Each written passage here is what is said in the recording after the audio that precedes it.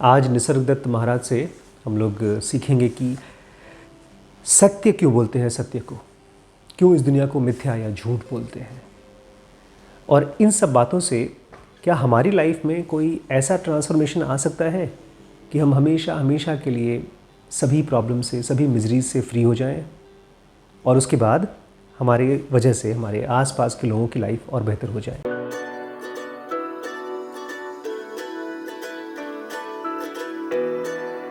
देखिए, जो भी बातें आप सुन रहे हैं वो एक तरह का मैप है। एक मैप होता है ना खजाने तक पहुंचने का, लेकिन मैप हमेशा कोडेड होते हैं, तो मैप को डिकोड करना होता है। जिन लोगों को ये सिंपल सी बात नहीं पता, वो लोग बड़े बड़े ख़जानों के ऐसे मैप लेते हैं और फेंक देते हैं।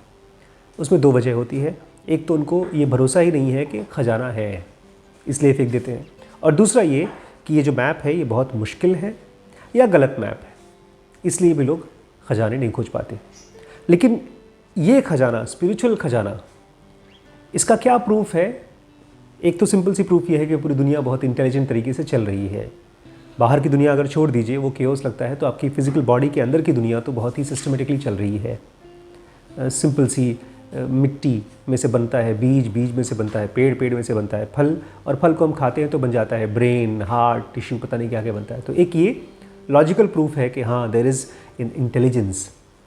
और दूसरा प्रूफ ये है कि करोड़ों सालों से पूरी की पूरी धरती जिंदा है। इसका मतलब कोई ऐसी उसके अंदर में लाइफ है। और भाई, कृष्ण, राम, जीसस, नानक, ये लोग क्यों चिल्लाते रहे हैं, किस सच के बारे में बात करते रहे हैं? तो वो सब बातों से मुझे तो भरोसा हो गया है कि देयर इज़ अ ट्रूथ, और उस ट्रूथ की वैल्यू इससे, जो भी हम जी रहे हैं, इससे तो कहीं ज़्यादा है। तो इस मैप को अगर आपको समझ में नहीं आता है, ये जो हम लोग पढ़ रहे हैं, जो सुन रहे हैं, इसको आप ना समझ में भी आए तब भी सुनिए ध्यान से, और धीमे धीमे आप देखेंगे कि आपका जो अवेयरनेस है वो इसको डिकोड करना शुरू कर देगा, अगर आप पेशेंटली खाली ध्यान से सुनते रहें बस। तो एक आदमी उनके पास आया, निसर्गदत्त महाराज के पास, और उनसे बोलता है कि आप तो कहते हैं साधु बन जाओ, सन्यासी बन जाओ जैसे आप बने हैं, और ये सब दुनिया झूठ है और कुछ मत करो, लेकिन उससे क्या फ़ायदा? क्योंकि एक्टिविटी ही सबसे इम्पॉर्टेंट होती है। उसके हिसाब से रियलिटी का एसेंस एक्टिविटी है। अगर कोई आदमी काम धाम नहीं कर रहा है तो वो तो अपना टाइम वेस्ट कर रहा है। आलस अपने आप में बहुत ही ख़राब चीज़ है, और आप जो बात बोल रहे हैं, ध्यान करो, मेडिटेशन करो, वो तो एक तरह से आलस फैलाने वाली बात है। ठीक है, आप जो कह रहे हैं, आपकी बात सही है कि अपने माइंड को ऑब्जर्व करो, देखो, अपनी थिंकिंग को सेग्रीगेट करो, इम्पॉर्टेंट को देखो, अनइम्पॉर्टेंट को हटाओ, लेकिन उसके साथ साथ कुछ करना भी तो पड़ेगा, कि खाली हम बस सोचते रहें और दिमाग में सेग्रीगेट करते रहें। तो निसर्ग क्या बोलते हैं? निसर्ग बहुत ही सिंपल और बहुत ही पावरफुल मैप दे रहे हैं, ध्यान से सुनिएगा। कह रहे हैं इस दुनिया में काम करना बहुत मुश्किल काम है। ऑब्वियसली खाली सोचना, आलसी होना सबसे आसान है। उससे थोड़ा मुश्किल या बहुत मुश्किल है इस दुनिया में कर्मठ होना, अपना कर्तव्य का पालन करना, बच्चे पालना, नौकरी करना, कोई बीमार है तो उसकी सेवा करना, सब कुछ आलसी से ये सब काम बहुत मुश्किल है। लेकिन उससे भी मुश्किल काम है इस दुनिया में या अपने मन में यूज़लेस चीज़ को पहचान करके उसको छोड़ पाना। ये तुमने अभी तक ट्राई नहीं किया, इसलिए तुमको लग रहा है कि ये आलस है। जब तुम किसी चीज़ को देखते हो और तुम्हें लगता है मैं कुछ कर रहा हूँ यहाँ पे, तो वो तुमको पता भी नहीं चलता कि वो अननेसेसरी है, यूज़लेस है, लेकिन फिर भी तुम उसको करते हो, क्योंकि उसको रोक पाना, जिसको संन्यास कहते हैं, रिफ्रेन करना कहते हैं, रिस्ट्रेन करना कहते हैं, ये सबसे मुश्किल काम है। उनको समझा रहे हैं निसर्ग। फिर इस आदमी ने वही पैंतरा अपनाया जो हम सब के सब, अपनी चालाकी कह लीजिए, मजबूरी कह लीजिए, जो कुछ भी कह लीजिए, बोले हम तो कॉमन आदमी हैं। ये सब जो आपकी बातें हैं ना कि अपने मन में, अंदर में ऑब्ज़र्व करो और यूज़लेस चीज़ों को देखो और उसको छोड़ो, ये सब मेरे बस की बात नहीं है, क्योंकि हम आम आदमी हैं। हम लोग के अंदर बड़ी एक चालाकी या समझदारी है। जो चीज़ हमको समझ में नहीं आता उसको समझने की कोशिश करने के बजाय हम लोग खट से एक, जैसे नहीं कंप्यूटर में से आता है को वायरस वायरस वायरस, हम आप काम नहीं कर पाएंगे। या तो आप सरकारी विभाग में चले जाइए, बोलते हैं बंद है, कोरोना आ गया है, बंद है। कल गए थे हमने, यहाँ जो पाइप टूटी है उसका गए थे हम कंप्लेंट कराने के लिए, तो बोलते हैं कंप्लेंट दे दो, काम ना होई, जब तक कोरोना है तब तक काम ना होई। सीधे साफ साफ। हमारा मन भी ऐसे बोलता है। एक मास्टर से तुमने सवाल पूछा, उस सवाल के जवाब में एक मैप है, एक सीक्रेट है, तुम उसको चाहो तो साइलेंटली मेडिटेट कर सकते हो। लेकिन तुमने क्या कहा, इस बुद्ध ने क्या पूछा, हम आम आदमी हैं, ये सब चीज़ हमारे बस का नहीं है। निसर्गदत्त महाराज फिजिकल बॉडी में, टिश्यूज़ में, हड्डी के अंदर में एक अपनी कोर है जिसको आप रियलिटी बोलते हैं, जिसको हम लोग डिवाइन फ्रैगमेंट बोलते हैं। वो ऐसा डार्क मटेरियल, इनविजिबल मटेरियल, एक ऐसा मटेरियल जो कि हमारे सारे इंस्ट्रूमेंट के लिए इनविजिबल है, अनसाउंडेबल है, उसको सुन भी नहीं सकते, आपकी मशीनें सुन नहीं सकती हैं, आपके कान सुन नहीं सकते उसको, आप उसको सूंघ नहीं सकते। उसी को लोगों ने, कृष्ण ने आत्म कहा है कि मुझे गीला नहीं कर सकता। उस एलिमेंट के अंदर में रहते थे, फिजिकल बॉडी के अंदर में वो एलिमेंट था और वहाँ रहते थे। और चूंकि वो खुद उसमें रहते थे, इसलिए सामने किसी को देख करके बोलते हैं, तुम अपने बारे में क्या सोच रहे हो, तुम आम आदमी हो,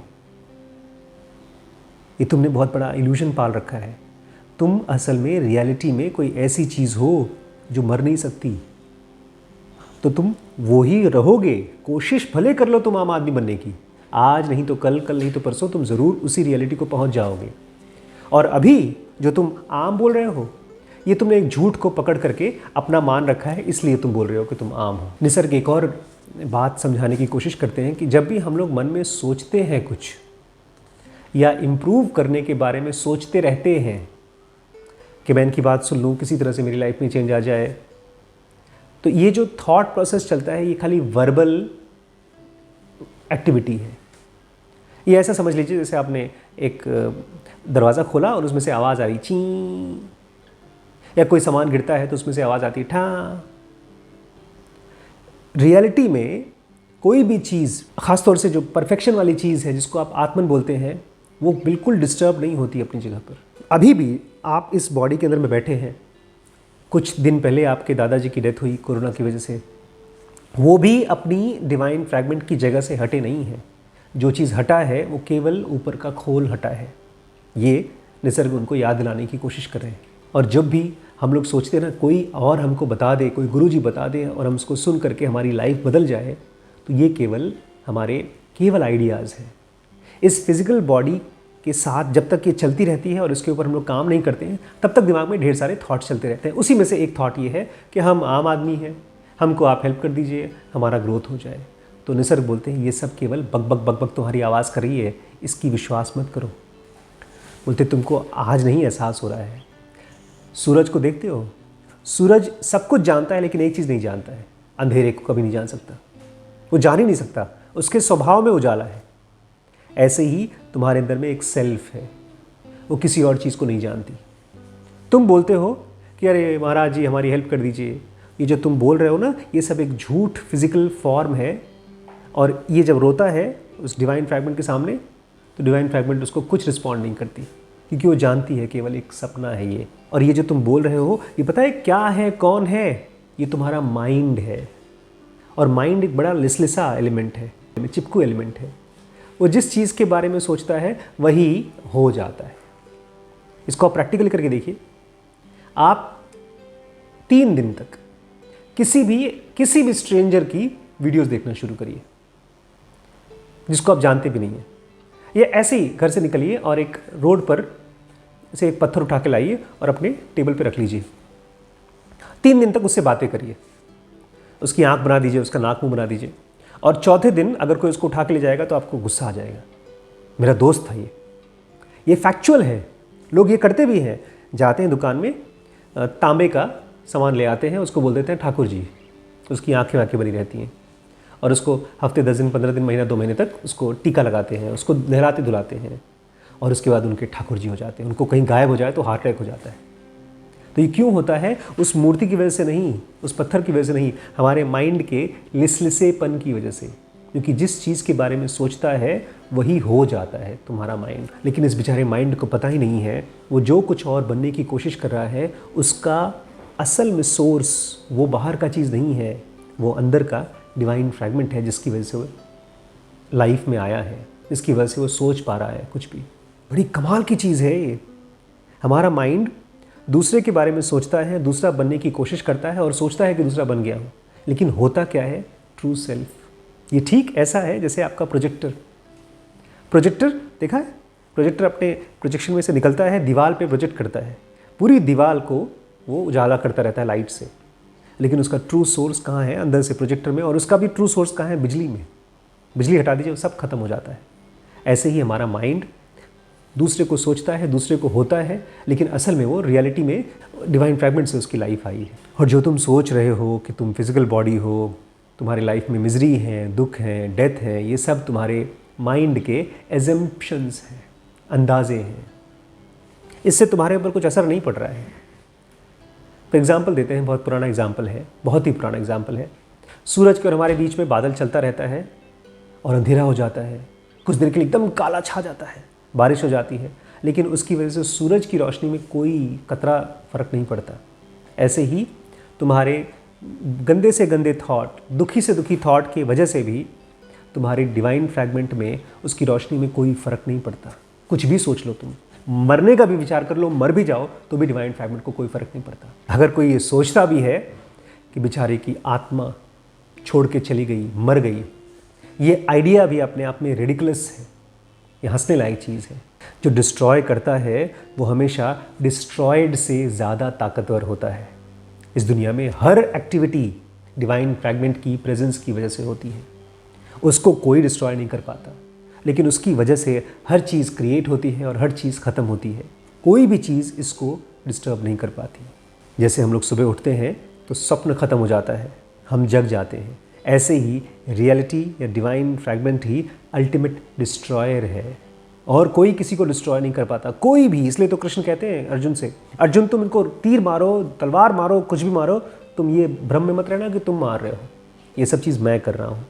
बट वो फिजिकल हार्ड मास की बात नहीं कर रहे हैं, उनके अंदर में एक डार्क, अनसाउंडेबल, अनविजिबल एलिमेंट था, उसकी बात कर रहे हैं। और जैसे तुम्हारा सपना होता है, ऐसे ही तुम्हारी जो फीलिंग्स हैं अकेलेपन की, किसी से अलग होने की, दुखी होने की, ये सब के सब केवल एक टेम्पररी हवा का झोंका है, कुछ दिन में चला जाएगा अगर तुम ऑब्ज़र्व कर सको तो। अगर तुम किसी चीज़ पर मेडिटेट करना चाहते हो, ऑब्ज़र्व करना चाहते हो, तो इस पर करो कि हर चीज़ एक ही है, हर चीज़ का सोर्स है, और इसी से तुम्हारे सारे कॉन्फ्लिक्ट्स का अंत हो जाएगा। लेकिन होता ऐसा है ना कि गीली लकड़ी में कितना भी आग लगाओ, बेचारी सूख ही नहीं पाती है, जलती नहीं, सुलगती नहीं। फिर बेचारा गीली लकड़ी की तरह है, देख नहीं पा रहा है कि इसी गीली लकड़ी में लकड़ी भी है और गीलापन भी है, और दोनों अलग हो सकता है। थोड़ा पेशेंस चाहिए। इसका फिर नेक्स्ट सवाल क्या आता है? इतनी गाइडेंस मिलती है हम लोगों को, इतना आप जैसे लोग लेक्चर देते हैं, इतना असिस्टेंस मिलते हैं, लेकिन हम लोग कोई प्रोग्रेस ही नहीं करते हैं। क्या करें? अब इस सवाल का जवाब कल। स्पिरिचुअलिटी के लिए ज़रूर का बेसिक एडवांस कोर्स, बिजनेस के लिए WBX, डिसीजन मेकिंग के लिए BDM, रिलेशनशिप के लिए लिमिटलेस, ब्रह्मचर्य के लिए SPMT है, और पेरेंटिंग का जो कोर्स है उसका नाम है SPPT। ये सारे कोर्सेज एक साथ ज्वाइन करते हैं तो आपको हेवी डिस्काउंट मिलता है। Thank you so much.